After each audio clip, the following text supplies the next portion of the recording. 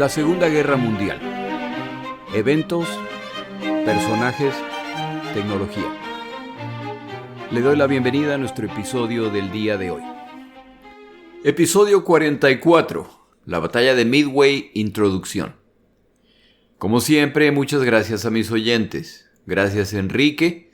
Enrique me pidió que no incluyera su apellido. Y José Ángeles Cañas por sus contribuciones financieras. Se utilizarán para la renovación de los servicios de mantenimiento del podcast. Por favor, continúe calificando mi podcast en la plataforma en la que lo escucha. Se incluye un comentario aún mejor. Empezamos nuestro episodio. Para entender mejor este episodio, además de los libros que utilicé para prepararlo, los nombres de los cuales puede encontrar en mi página web, lasegundagm.com, y en mis páginas de Twitter y Facebook, le recomiendo la película Midway. Hay dos versiones, una de 1976 y una del 2019. Me gustaron las dos y me parece que están bastante apegadas a la historia. Hay por ahí alguna historia de amor, pero nadie es perfecto. Muy buenas las dos versiones. Cuando yo pienso en militares, la imagen que se me viene a la mente son individuos en elegantes uniformes. Ese es el caso en particular con la Marina, con sus impecables uniformes blancos. El uniforme militar es importante ya que es parte de la uniformidad que buscan las Fuerzas Armadas. Es necesario que sus miembros se acostumbren a prácticas estandarizadas que deberán ejecutar de acuerdo con lo practicado cuando llegue el momento. Si ese no es el caso, entonces en condiciones de batalla se armaría el desorden cuando cada participante decide hacer lo que considera más conveniente. Y en esos casos el instinto natural es salvar la propia piel. Seguramente habrá visto películas en que un sargento, un teniente o un oficial inspecciona las tropas y algún soldado se mete en problemas cuando su chaqueta no está perfectamente en orden, o sus botas están sucias, o su fusil no ha sido limpiado apropiadamente. En circunstancias de guerra, el nivel de exigencia no es el mismo, pero igual se espera que la mayor parte de los estándares se cumplan.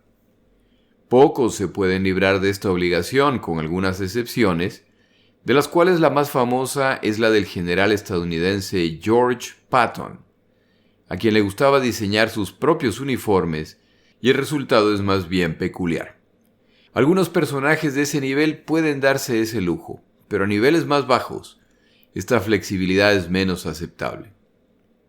En 1941 en Hawái, hay un oficial que sin duda gana el concurso de bajo apego a las normas respecto a uniformes. En su oficina es común encontrarlo vestido con una bata de caza, o una chaqueta informal para cócteles. Chaquetas de material cómodo y normalmente muy coloridas. Tampoco es raro encontrarlo usando pantuflas en la oficina. Este personaje no es ni un comandante ni oficial de altísimo rango. Y sin embargo, en su caso, estas desviaciones del protocolo no son un problema. Joseph Rockefeller nace en Dayton, Ohio, en el año 1900 y se une a la Marina de los Estados Unidos de América en 1917 antes de terminar el colegio. Logra esto al mentir respecto a su edad. Para 1919 se gradúa en la Escuela de Ingeniería de la Marina estadounidense y pronto está sirviendo en una embarcación naval. Un oficial observa el gusto de Rockefeller por hacer crucigramas y por jugar juegos de cartas muy elaborados, y le sugiere que considere el curso de criptoanálisis que ofrece la Marina. A Rockefeller le atrae la idea por lo que toma el curso. Su talento natural se vuelve evidente y pasa a ser asistente del capitán Lawrence Safford, uno de los pioneros en esta área. Tuvo la oportunidad también de trabajar con una brillante criptoanalista llamada Agnes Meyer Driscoll, la cual tiene un terrible defecto: ser mujer, por lo que a pesar de ser brillante, solo jugará un papel marginal. Safford recomienda a Rockefeller para una posición de decodificador que requería la Armada. Rockefeller obtiene la posición y cuando llega a su nueva oficina descubre que él Es el equipo completo, por lo que tendrá que trabajar en completo aislamiento. Sus tareas se resumen en recibir códigos secretos y tratar de resolverlos. No hay instrucciones o guía. Debe descubrir cómo hacerlo por sí mismo y sin ayuda. Como esta es la década de 1920, la Armada poco a poco pierde interés en lo que hace Roquefort, particularmente porque no se entiende lo que hace y por lo tanto no se ve la necesidad de esta tarea. Roquefort trabaja solo y establece altísimos estándares mientras trabaja sin ningún tipo de reconocimiento, y su trabajo es poco apreciado o entendido. Esto a la larga le empieza a causar problemas de salud. Cuando se lo transfiere a una posición en una embarcación, Roquefort con gusto abandona esta ingrata tarea. Estos son los años en que no se consideraba necesario el tener un servicio de inteligencia y espionaje en otras naciones. Henry Stinson, secretario de Relaciones Exteriores en el gobierno de Hoover, famosamente declaraba respecto a la naciente agencia de espionaje estadounidense: los caballeros no leen el correo de otros caballeros, por lo que cierra la agencia de decodificación estadounidense en 1929. 11 años más tarde se vuelve evidente que hay caballeros dispuestos a invadir países ajenos, a tomarse Europa o Asia entera para a la larga dominar el planeta. Si el nombre Henry Stimson le parece conocido, es porque Stimson es el funcionario estadounidense que se reúne con los diplomáticos japoneses que vienen a presentar la supuesta declaración de guerra el día del ataque a Pearl Harbor. Para el momento que Stimson los recibe, ya sabe lo que vienen a comunicarle, debido a que los estadounidenses han roto el código diplomático japonés.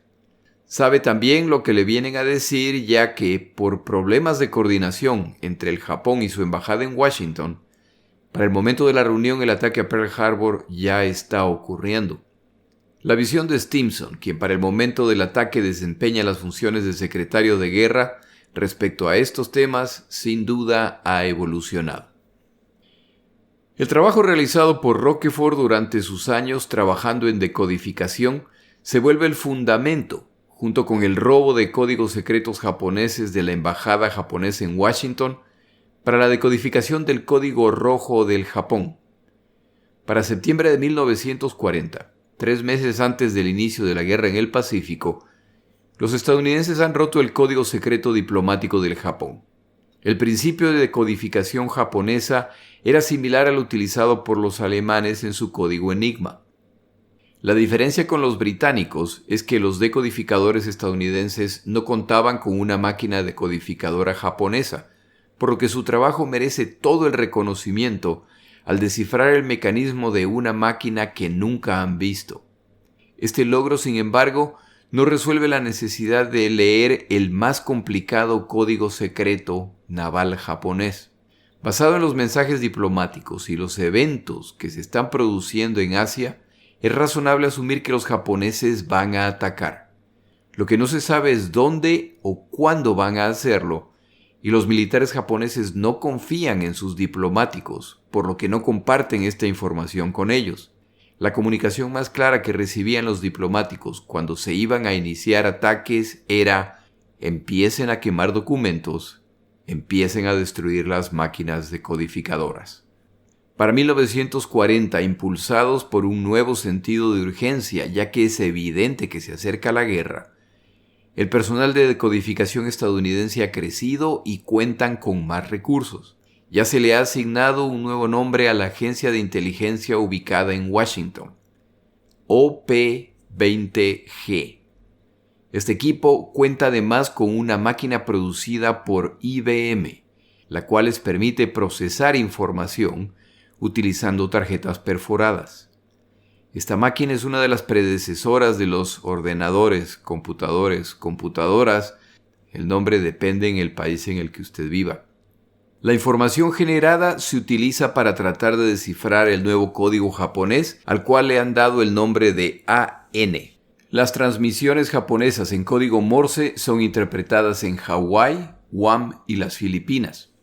Su procesamiento se considera tan poco importante que los textos generados se despachan a Washington en embarcaciones navales y se encarga a los capitanes que se las entreguen a la agencia cuando se encuentren en los Estados Unidos de América. En otras palabras, esta tarea no se veía como urgente. Aún así, los decodificadores estadounidenses logran algunos triunfos y empiezan a entender el código japonés. Son ayudados por operadores japoneses poco prolijos que tendían a utilizar la misma combinación de códigos repetidamente, lo que produce mensajes distintos que siguen la misma lógica de codificación, lo que permite comparar dos fuentes de código. Por procedimiento, el operador debía cada día empezar con un código distinto a fin de enviar mezclas de caracteres distintas cada día. A diferencia de los alemanes que emitían instrucciones específicas diarias respecto a los códigos a utilizar, los japoneses dejan a sus operadores en libertad de escoger. El resultado es que a la larga algunos operadores que no se toman el tiempo para identificar códigos que ya han utilizado, tienden a repetir los códigos que utilizan, lo que simplifica la tarea de quienes interceptan del otro lado. Aquí concluyo la explicación para que no se frustre mi hermano Milton. Para el otoño de 1940, los estadounidenses logran finalmente descifrar una parte significativa del código naval japonés, justo antes de que los japoneses emitan un libro completamente nuevo de códigos, por lo que todo el trabajo vuelve a cero. El número, no el avión. Para noviembre de 1941, aproximadamente un mes antes del ataque a Pearl Harbor, los estadounidenses están en capacidad de leer alrededor del 10% de los mensajes codificados japoneses. En un evento interesante, 5 años más tarde, y ya con la guerra ganada, decodificadores estadounidenses decidieron, por curiosidad, decodificar mensajes que antes del ataque a Pearl Harbor nunca se tradujeron por las razones explicadas. El orgullo de poder descifrar los mensajes fácilmente se mezcla con la tristeza al leer mensajes japoneses que explicaban el quién, el cómo y el cuándo se realizaría este ataque. Los mensajes no identificaban a Pearl Harbor como el objetivo, pero sin duda, de haber contado con esta información en 1941, se hubiera tenido un sentido de urgencia distinto en quienes estaban a cargo de la defensa. El ataque a Pearl Harbor lo cambia todo, y desde Washington OP-20G autoriza a la estación HYPO, HYPO, a cargo de la cual está Rockefort, quien ha sido asignado a Hawái, a intentar romper el código AN, al cual se les había negado el acceso hasta el momento. A pesar de que no tuvieron acceso a la información que necesitaban, Rockefort, a cargo de la estación HYPO, como se ha dicho, y Layton, el oficial de inteligencia en Hawái, se culpan a sí mismos por el ataque. Era su responsabilidad anticipar lo ocurrido y han fallado. Su reacción es trabajar incansablemente y aquellos bajo su supervisión ahora saben lo que se espera de ellos, incluyendo los músicos del acorazado California, que se han quedado sin embarcación como resultado del ataque y a quienes Rockefort ha seleccionado ya que considera que su talento musical les ayudará en la tarea de decodificación. En algunos casos atinó, ya que marineros de este grupo escogerán esta área de especialización como su carrera naval. A medida que el trabajo de inteligencia avanza, logran descifrar parte del Código General Naval japonés, al que ahora llaman JN-25, lo que les da cierta visibilidad a los planes japoneses y el tamaño y posición de las fuerzas japonesas. Por ejemplo, el ataque en la zona de Coral Sea, cubierto en un episodio previo, es una operación japonesa de la que estaban al tanto los estadounidenses. Esto les permitió interceptar a los japoneses. Aunque los japoneses cambian su libro de códigos periódicamente, lo que obliga a los estadounidenses a reiniciar el trabajo, como ya han comprendido el mecanismo básico de los códigos japoneses, volver a descifrarlos es solo una cuestión de mano de obra, ya que es una tarea larga y tediosa. Sin embargo, los principios ya los han entendido. Para marzo de 1942, ya leen una parte significativa de los mensajes japoneses, y la misión Doolittle resulta en cantidades significativas de mensajes muy similares en cuanto a contenido que se transmiten por canales seguros y por canales inseguros, lo que permite a los estadounidenses reunir las piezas restantes de este rompecabezas. Con los códigos japoneses descifrados, ahora se desata una nueva batalla, esta vez entre Washington y la estación Ippo en Hawái, a cargo de Rockefort. Desde su asignación a Hawái, Rockefort reporta al comandante a cargo de Honolulu. Este comandante deja en libertad a Rockefort para que maneje su tarea como lo considere conveniente, por lo que Rockefort trabaja directamente con el oficial de inteligencia en Hawái, Edwin Layton. Pero es Washington quien ha enviado a Rockefort a Hawái, por lo que su interpretación de la relación es que Rockefort les reporta a ellos y no a nadie a nivel local. Rockefort tiene una clara preferencia por trabajar a nivel local. Washington agranda el problema al exigir que en adelante todo el trabajo de decodificación se centralice en ellos. Rockefort se niega, y cuando el almirante Nimitz, el comandante a cargo de Hawái, se entera de la disputa, deja muy en claro que él está a cargo de Hawái y Rockefort le reporta a él. Esto decide la disputa con Washington por el momento. Layton, el oficial de inteligencia en Hawái, ha aprendido a respetar la calidad del trabajo y la prudencia de Rockefort. Layton se vuelve el puente entre Nimitz y Rockefort. Layton se comunica con Nimitz mientras se asegura que dejen trabajar a Rockefort en paz. El trabajo de este equipo en Hawái está a punto de impactar seriamente el curso de esta guerra. Antes de continuar nuestro episodio, tomamos una breve pausa.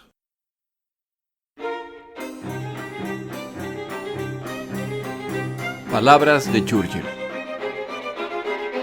Winston Churchill resumía en pocas palabras la actitud de los británicos en estos tiempos difíciles.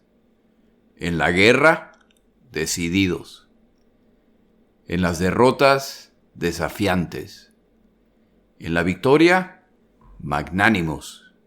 Y en la paz, buena voluntad.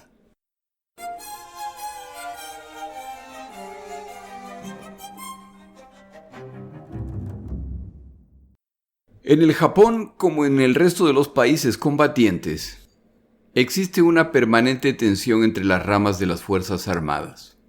Es una competencia respecto a recursos, prioridades, en realidad, respecto a quién se llevará la gloria por lo alcanzado. Es común ver a las otras ramas militares simplemente como apoyo para mis operaciones, que son, por supuesto, las más importantes de la guerra. Esto lo enfrentan todas las naciones involucradas con distintos niveles de intensidad. En el caso del Japón, el ejército tiene sus prioridades, entre las que se destacan los desembarcos en Singapur, las Filipinas y las otras islas a fin de consolidar su control de la zona. No pueden además olvidar la guerra en China. La armada japonesa tiene la tarea de llevarlos a sus destinos y de ahí ellos se encargarán. Yamamoto y la armada tienen una visión distinta. La prioridad es derrotar a la armada estadounidense. Tras hundir o averiar la mayor parte de los acorazados estadounidenses en el Pacífico durante el ataque a Pearl Harbor, Yamamoto ve como prioridad forzar el combate naval para destruir el resto de las embarcaciones de combate estadounidense, en particular los portaaviones. El problema es que los estadounidenses no están saliendo a combatir a gran escala por razones obvias. La superioridad de la armada japonesa luego de Pearl Harbor es abrumadora. Japón tiene un gran número de acorazados, incluyendo el llamado superacorazado Yamato. De los acorazados estadounidenses, 3 han sido destruidos y el resto seriamente averiados. Recuerde que hasta este momento la idea de que los acorazados decidirán el combate naval era generalmente aceptada. Los británicos no cuentan con acorazados en la zona por razones previamente explicadas. Los japoneses, por lo tanto, dominan los mares. Si usted es un marinero estadounidense, los siguientes nombres les son familiares: Akagi, Soryu, Kaga, Iryu, Shokaku, Suikaku. Estos son los nombres de los 6 portaaviones japoneses que participaron en el ataque a Pearl Harbor. Fotos y siluetas de estas embarcaciones son distribuidas entre marineros y aviadores para asegurarse que serán reconocidos, y los miembros de todas las embarcaciones quieren ser parte del grupo que destruya estos portaaviones. Estos no son todos los portaaviones que poseen los japoneses, pero sí son los mejores. Para inicio del combate en 1941, los combatientes tienen los siguientes portaaviones. Los japoneses tienen en total 10 portaaviones, pero no todos están en condiciones suficientes para combatir. Los estadounidenses tienen 8, los que tienen que distribuir a nivel global. Los británicos tienen 10, pero son relativamente pequeños y se encuentran principalmente en aguas europeas y del Mediterráneo. A propósito, esta semana aprendí algo nuevo. Los portaaviones siempre combaten en pares. La razón para esta disposición es que si uno de los portaaviones es averiado o hundido, sus aviones pueden entonces aterrizar en el portaaviones sobreviviente. No sé si usted sabía esto, yo no lo sabía, pero tiene sentido. Para marzo, y tras batallas navales en que los estadounidenses no están comprometiendo completamente sus portaaviones, Yamamoto ha tenido suficiente. Es necesario organizar una operación para obligar a los estadounidenses a combatir con todos sus recursos restantes. La única forma de lograr esto es atacar territorios estadounidenses. El sitio escogido por Yamato es la isla de Midway. Quitarles esta isla a los estadounidenses es el paso previo para una invasión de Hawái, la última presencia estadounidense en la zona, y sin la menor duda, esta acción obligará a los estadounidenses a comprometer sus últimas reservas, incluyendo los portaaviones. El Consejo de Guerra japonés no apoya la idea de Yamamoto. Midway es simplemente una pequeña isla en medio del Pacífico que puede tener importancia defensiva para los estadounidenses, pero carece de importancia estratégica para los japoneses. Entre otras razones, porque este grupo de islas es tan pequeño que cuenta con una pista e instalaciones para un número menor de aviones de los que se pueden movilizar en un solo portaaviones. Midway es una distracción, considerando todos los objetivos que les falta por conquistar al Japón. Yamamoto anuncia que, si no se sigue su plan, él con todo gusto renuncia. El ejército japonés tampoco está de acuerdo con el plan de Yamamoto.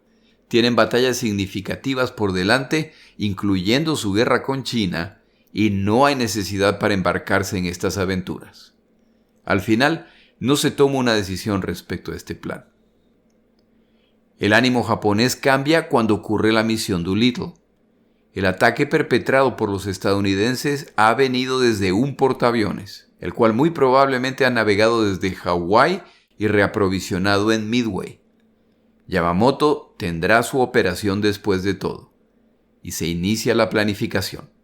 Cuando se produce la batalla de Coral Sea, los eventos, particularmente el hecho de que la totalidad del combate se ha producido entre aviones de los portaaviones, sin contacto directo entre las flotas, confirma la necesidad de esta operación.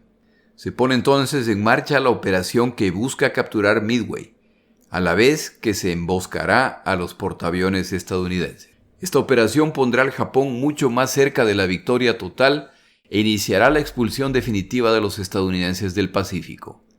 La batalla de Coral Sea, la cual era una prioridad del ejército, no de Yamamoto, tendrá un significativo impacto en la operación en Midway. El plan creado por Yamamoto es muy complejo y requiere la coordinación de 5 grupos de combate navales con un número impresionante de embarcaciones. 11 acorazados, 8 portaaviones, 23 cruceros, transportes de tropas, lo que eleva el número de embarcaciones total a 250 entre combatientes y apoyo. Yamamoto comandará la operación personalmente desde el poderoso superacorazado Yamato. Esta fuerza de ataque se dispersará de acuerdo al siguiente plan. Un grupo de combate se dirige hacia el norte y atacará a las Aleutianas. Como estas islas son parte del estado estadounidense de Alaska, los estadounidenses se verán obligados a enviar una fuerza para proteger estas islas. Una vez que las fuerzas estadounidenses se acercan a las Aleutianas, se atacará Midway, utilizando 4 portaaviones y 2 acorazados.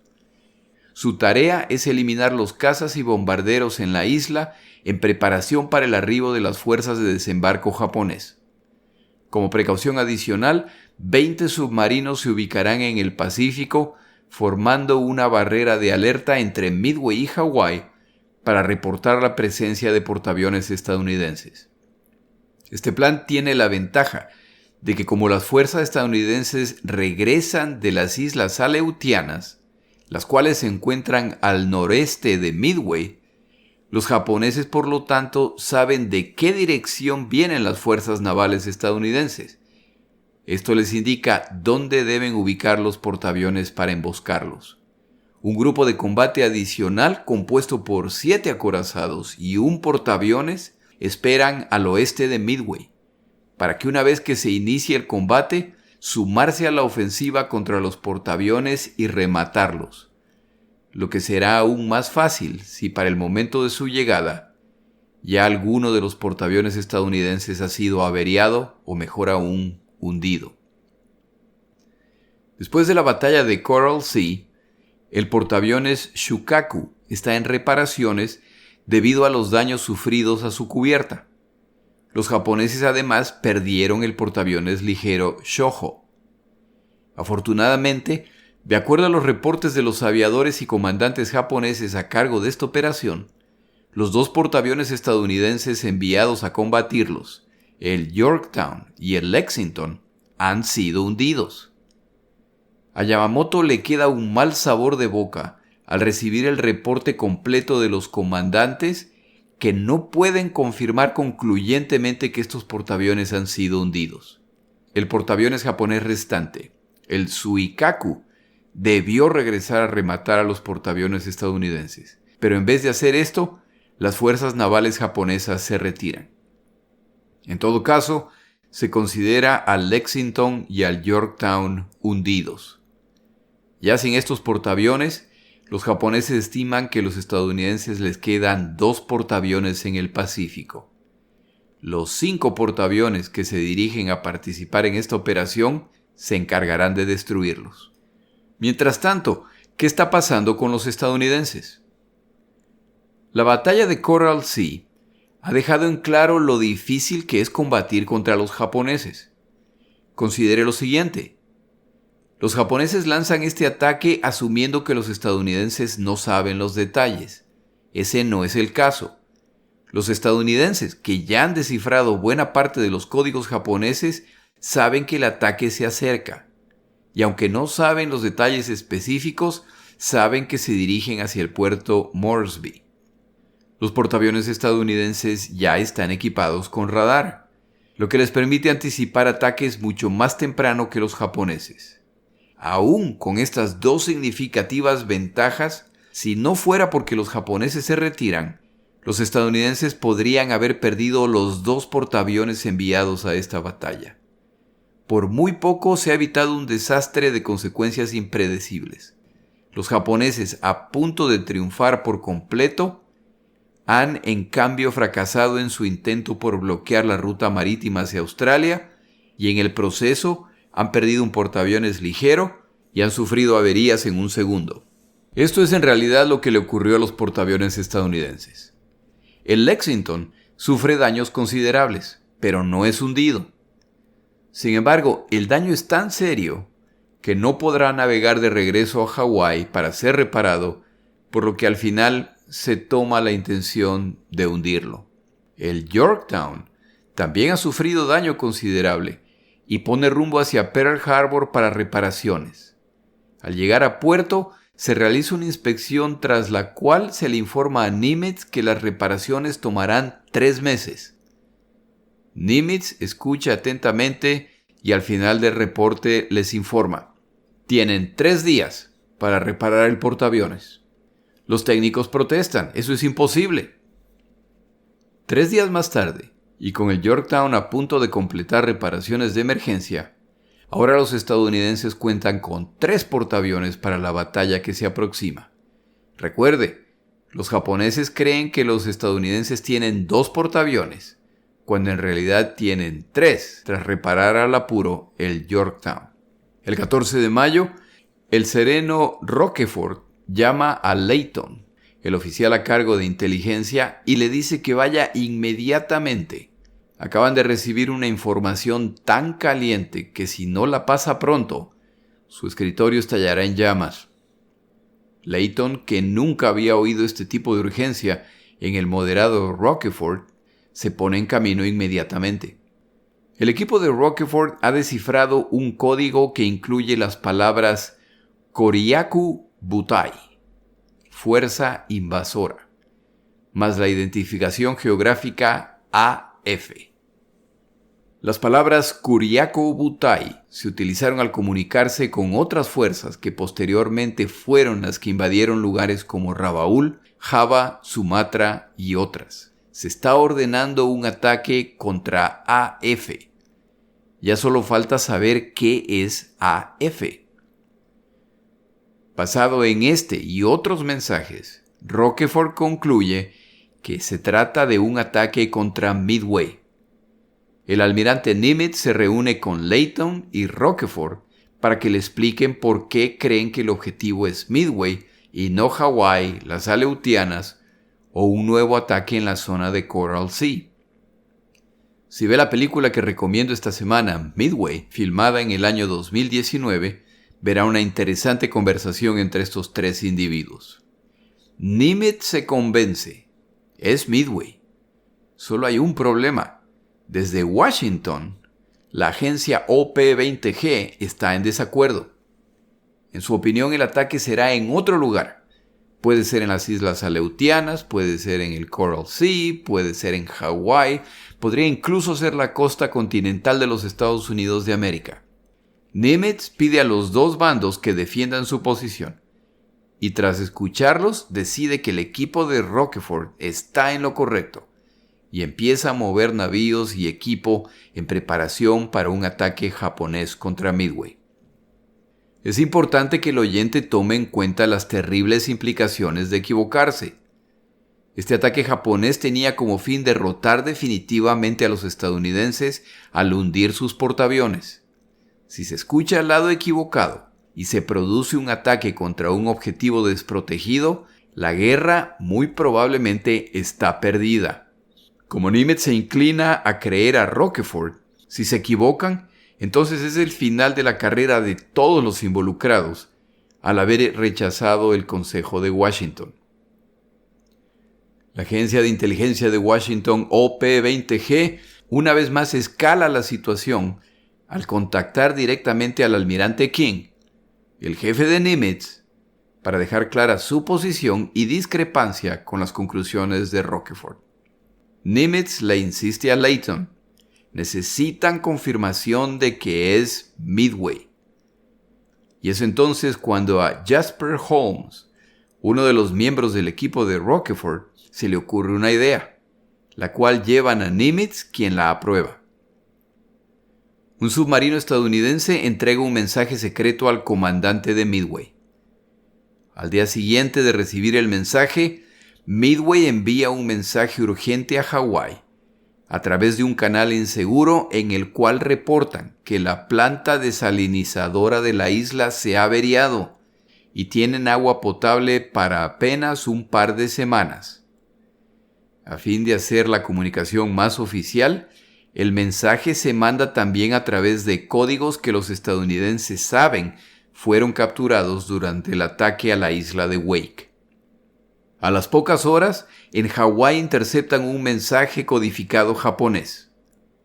El mensaje, entre otras cosas, afirma: debido a problemas con la planta de procesamiento de agua en AF, es necesario que se embarque equipo adicional de desalinización.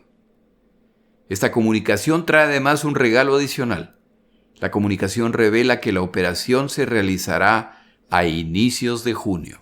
Esta información convence a Washington de que el blanco es Midway, pero ahora discrepan en que será a inicios de junio. Existe además la posibilidad de que los japoneses han descubierto que están siendo escuchados y los están dirigiendo hacia una trampa. La tensión continúa entre el equipo de Rockefort y Washington. Como resultado de largas horas adicionales de decodificación y análisis, el equipo de Rockefort considera confirmado que el ataque se realizará a inicios de junio y no a mediados. Nimitz decide seguir la recomendación de su equipo en Hawái. Y así el tablero se ha preparado y las piezas ya están en posición. Yamamoto ha diseñado esta elaborada emboscada con el propósito de completar la destrucción de la Marina estadounidense en el Pacífico e iniciar su expulsión total de la zona. Esta vez no habrá retiradas prematuras y se combatirá hasta el fin. Si eso implica comprometer buena parte de la flota japonesa, entonces así será. Para el final de esta operación, no quedarán portaaviones estadounidenses en la zona y los japoneses estarán a un paso de invadir Hawái. Por su parte, Nimitz conoce o cree conocer los detalles del plan de Yamamoto. Por esta razón, ubicará sus portaaviones en la zona donde los japoneses planean emboscarlos, pero lo suficientemente cerca de Midway para asegurarse que la aviación de la isla también jugará un papel en esta batalla. Los portaaviones estadounidenses se despachan antes de que los japoneses desplieguen sus submarinos, los cuales, como se recordará, tenían la tarea de alertar al resto de la flota japonesa ante la presencia de portaaviones estadounidenses. Para el momento que los submarinos japoneses se ubican, los portaaviones estadounidenses ya están ubicados en sus posiciones detrás de esta línea. Entre los aviones de Midway, los de los portaaviones Hornet y Enterprise, que liderarán el combate, más los aviones del portaaviones Yorktown, que tras reparaciones de emergencia avanza cojeando rumbo al combate, Nimitz confía haber eliminado la ventaja de las fuerzas de Yamamoto. Pero como lo ha demostrado el enfrentamiento en la batalla de Coral Sea, el Pacífico es tan grande que aún sabiendo la ubicación del enemigo, no hay garantías de quién encontrará a quién primero. Todo esto, por supuesto, asumiendo que su interpretación de lo que está a punto de ocurrir es correcta. Para terminar el episodio del día de hoy, solo falta decir que va dedicado a los del sótano, aquellos individuos brillantes que realizan tareas de codificación e inteligencia para sus naciones. Va dedicado a los codificadores de todas las nacionalidades, aquellos que trabajan en la oscuridad y que cuando se produce la derrota comparten la culpa por lo ocurrido, pero que cuando se produce la victoria no son invitados a los desfiles y a los homenajes. Va dedicado a aquellos que carecen de la facilidad de palabra o del atractivo de los grandes personajes de esta guerra que todos recordamos casi 80 años más tarde y que en muchos casos ni siquiera sabíamos que existían. Uno de los letreros que se puede leer en este sótano en Hawái afirmaba: para trabajar aquí no se necesita estar loco, pero ayuda. El letrero escogido por Joseph Rockefort para su pared decía: podemos alcanzar todo lo que nos propongamos, siempre y cuando no nos importe quién se llevará el crédito por lo alcanzado. Rockefort descubrirá que esto no es verdad. En el siguiente episodio, Yamamoto alista la trampa sin saber que los estadounidenses preparan su propia emboscada. En la inmensidad del Pacífico, ¿quién encontrará a quién primero? Esto determinará quién ganará esta decisiva batalla. Mi nombre es Jorge Rodríguez. Gracias por acompañarme.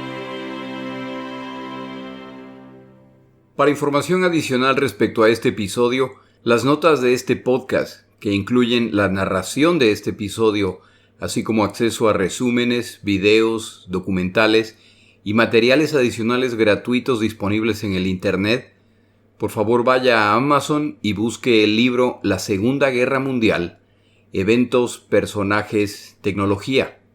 Al comprar estas notas me ayuda y me apoya financieramente.